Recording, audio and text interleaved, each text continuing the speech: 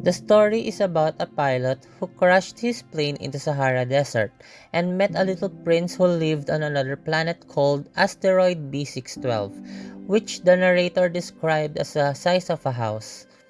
The little prince cared for his planet and made sure no bad seeds from growing and no baobab trees would grow. One day, a rose grew and he fell in love with it. He knew one time that the flower lied, and he lost trust in it. The little prince decided to leave to expand his knowledge. The two tried to reconcile before the prince left. He visited neighboring planets and met the king, conceited man, the tippler, the businessman, the lamplighter, and the geographer, all of which are preoccupied by their chosen occupation.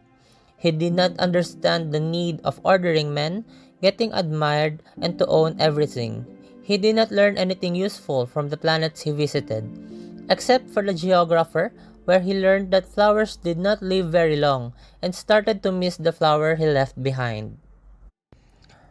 When he visited the geographer, he suggested that the little prince should visit planet Earth. He arrived and landed in Sahara Desert in Africa, but no men were to be found. He met a snake who spoke in riddles, and a three-petaled flower.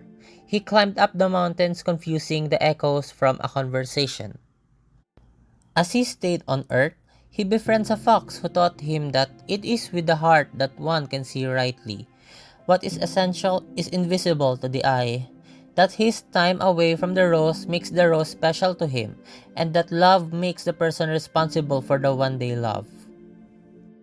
It has been 8 days since the narrator crashed. They decided to look for a water source as the narrator exhausted his water, and they eventually find a well. They shared wisdom and agreed that many people do not realize what truly is important. The little prince is thinking about going back to his home planet. The narrator finishes fixing his plane. They walked out of the place where the little prince landed.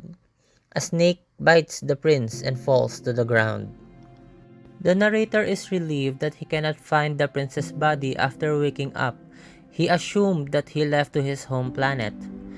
Every time the narrator looks among the stars, its twinkle will remind him of his friend's laughter.